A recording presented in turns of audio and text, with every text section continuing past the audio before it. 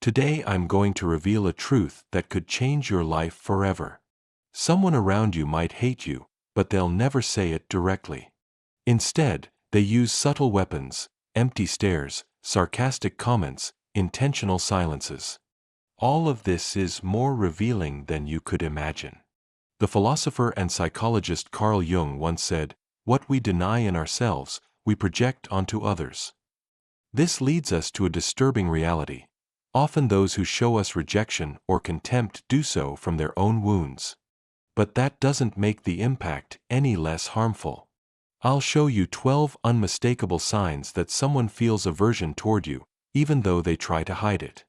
These signs are all around you, even in your closest relationships. Don't ignore what you're about to learn. This knowledge will change your perception of human relationships and help you protect your emotional health.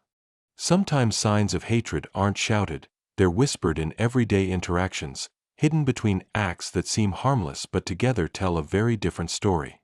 Think of that person who always arrives late to your meetings, even when they know how important punctuality is to you. You might think it's forgetfulness or poor organization, but when this repeats consistently, when their priorities always seem to be above yours, you're seeing something more: subtle contempt disguised as carelessness. Sarcasm is another powerful tool in this arsenal of silent hatred.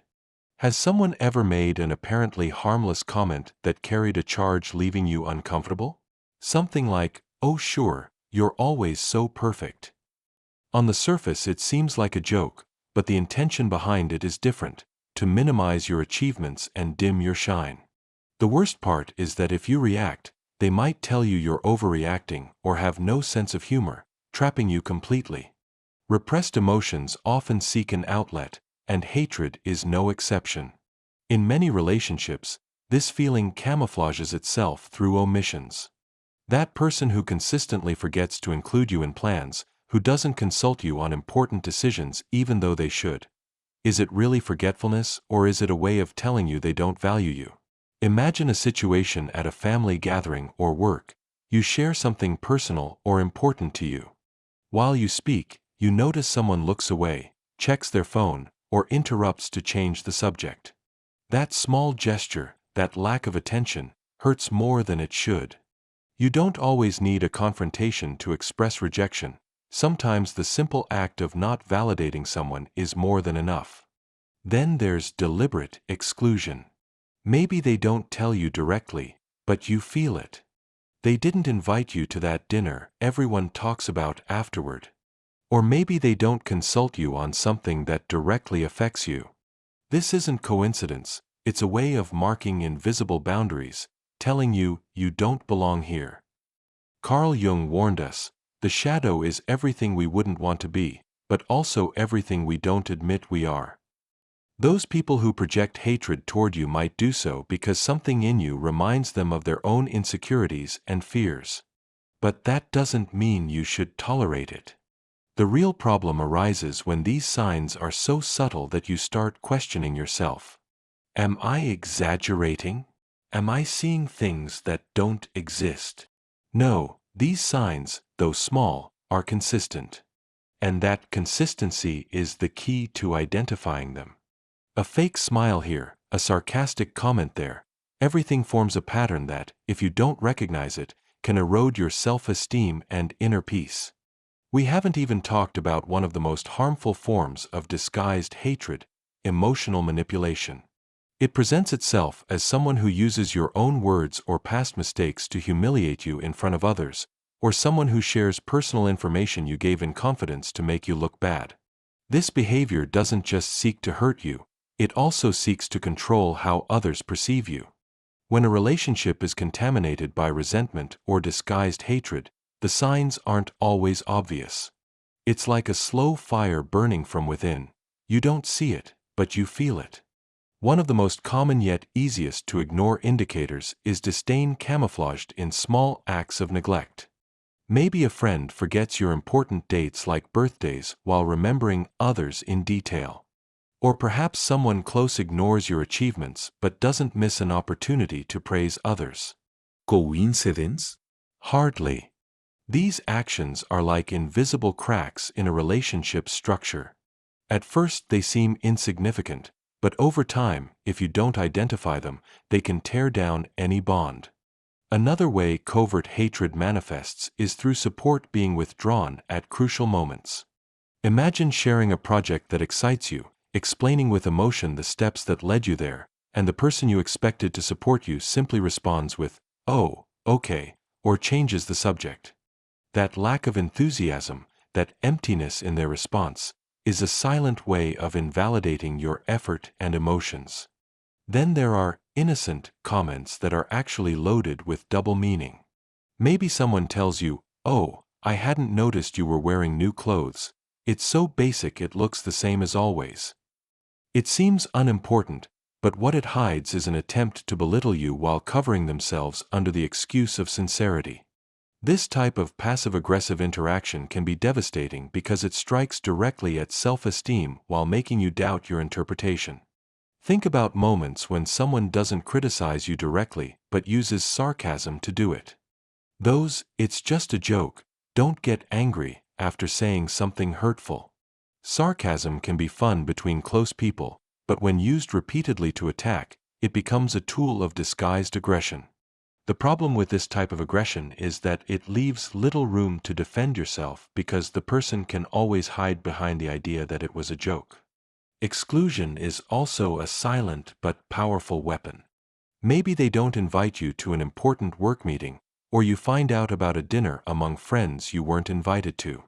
At first you might think it was a mistake, but if this happens repeatedly, the message is clear: you're not part of the circle. This type of rejection, though subtle, hurts deeply because it attacks one of our most basic human needs: feeling included, feeling like we belong. What happens when this type of behavior becomes so everyday that you start normalizing it? Maybe you tell yourself it's not that big a deal, that you're exaggerating. But you're not. As Jung mentioned, collective consciousness often forces us to ignore what we know deep down. It's time to stop justifying these behaviors and start seeing them for what they are: signs of a problem that needs attention. There's something that becomes especially dangerous when these signs aren't detected in time. They begin to influence how you perceive yourself. Little by little, the subtle message of rejection or contempt can infiltrate your mind, making you question your own worth. And this is undoubtedly the most devastating thing of all. The way others treat us can become a distorted mirror of how we start to see ourselves. If you constantly receive signals of rejection, even the most subtle ones like disinterest in what you say or contempt for your achievements, something inside you begins to doubt. It's like a drop that, though small, falls again and again in the same place, slowly wearing away the rock. The problem is that often you don't realize this erosion until it's already very advanced. But there's something crucial you must know: the actions of others don't define your worth, even though sometimes those dynamics become so routine that you start feeling responsible. You're not. As Jung taught, the projections others make onto you are more related to what they deny within themselves than to something you've done. However, that doesn't mean you should tolerate it. Learning to recognize these signs is the first step to protecting your emotional stability. Think of it this way: every relationship you have is like a scale. If you constantly feel you're giving more than you receive, that scale is unbalanced. And that imbalance rarely happens by accident. For example, imagine you're always available for someone, but when you need support, suddenly that person disappears. That pattern, more than neglect, is a choice. One of the most insidious aspects of disguised hatred is that it rarely presents itself as a direct attack. Instead, it appears as an accumulation of small actions that together generate a constant feeling of rejection: a call that never comes, a comment that minimizes your feelings, a look that makes you feel invisible. These actions aren't loud noises, they're constant whispers that erode your peace. Then there's the game of comparison. Maybe you hear that person speak wonders about someone else, highlighting what they do or have, while with you they only point out flaws or shortcomings. This behavior may seem innocent, but it's designed to make you feel less, to keep you in a place of insecurity.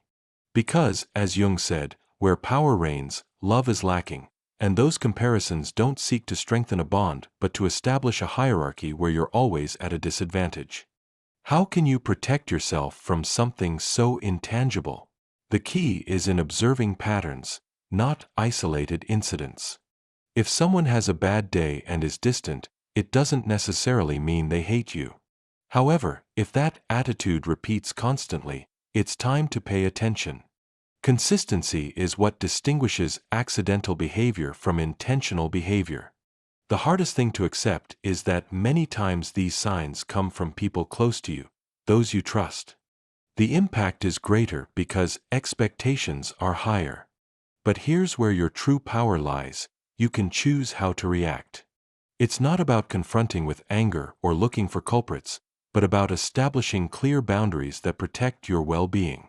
One of the clearest examples of emotional wear occurs when someone close uses your insecurities as a weapon. Maybe in a casual conversation they mention with an apparently innocent smile something they know hurts you. They don't say it directly, but the impact is just as strong. This behavior doesn't just seek to hurt you, it also seeks to establish subtle control over how you feel about yourself. Silence can also be a powerful tool of rejection. Have you ever shared something important with someone and found yourself facing a wall of indifference? That silence, that lack of validation, is a way of saying, "What you feel doesn't matter to me." It can be even more painful than direct criticism because it leaves you with a feeling of emptiness. It's like when you look at a river. On the surface, everything seems calm, but if you stop to observe, you can see the currents moving underneath. A simple way to start identifying these currents is to observe how you feel after interacting with someone. If you constantly end up feeling exhausted, uncomfortable, or questioning yourself, it's a sign that something isn't right. The biggest challenge when facing these dynamics is that many times they're wrapped in acts that seem kind or harmless. Maybe that person offers to help you but does so in a way that makes you feel incapable or dependent. Or maybe they compliment you in front of others, but the comment carries an implicit charge that minimizes you. Recognizing these signs is not just an act of courage, it's an essential step to recovering your power. Because although you can't control what others feel toward you, you can decide what space you allow them to occupy in your life. Every action you take to protect yourself, every boundary you establish, is a declaration of your worth and your right to live in an environment that respects and uplifts you. The most dangerous thing is that these dynamics are usually cyclical. When a person treats you with contempt or minimizes your emotions, it's common to find yourself seeking their validation, as if somehow their approval could repair what they broke. This pattern not only reinforces their control over you, but also distances you from people who truly value you. Emotional manipulation is one of the most insidious forms of keeping you trapped in these relationships. Imagine sharing your insecurities with someone in a moment of trust, and then that person uses them against you. Maybe in an argument they mention something that hurts you, disguising it as, "Well, you've always been too sensitive, that's why people stay away from you." This type of comment not only hurts but plants deep doubts about your own perception. What many people don't consider is that the repetition of these dynamics can generate what's known as microtraumas. Unlike obvious traumatic events, these small emotional wounds accumulate over time. They're like drops of water constantly falling on the same rock, slowly eroding until one day it breaks. That's why you can't ignore these signs, even though they seem insignificant. However, identifying these signs doesn't always mean cutting the relationship immediately. In some cases, these dynamics can be the result of unresolved wounds in the other person, and addressing the problem through communication can make a difference. But that requires two fundamental things: willingness and mutual respect. If one of these elements is missing, the pattern is likely to persist. Establishing boundaries can feel uncomfortable at first, especially if you've never done it. It's like learning to walk on a tightrope. At first you hesitate, you feel insecure, but with each step you become firmer. Once you start putting your needs as a priority, something changes. Maybe at first those people react badly because they were used to crossing your boundaries without consequences, but over time you start to notice something interesting. Healthy relationships strengthen, and toxic ones begin to fade. Think of it like a filter. When you start establishing boundaries, you filter people who truly value your well-being from those who are only interested in taking advantage of your tolerance. Imagine you a glass full of water. If you're always giving and never allow yourself to recharge, eventually you'll be empty. But when you start taking care of yourself, you ensure you stay full for the people and situations that really matter. Establishing boundaries doesn't mean confronting aggressively or cutting ties immediately. It's about communicating clearly what you're willing to accept and what you're not.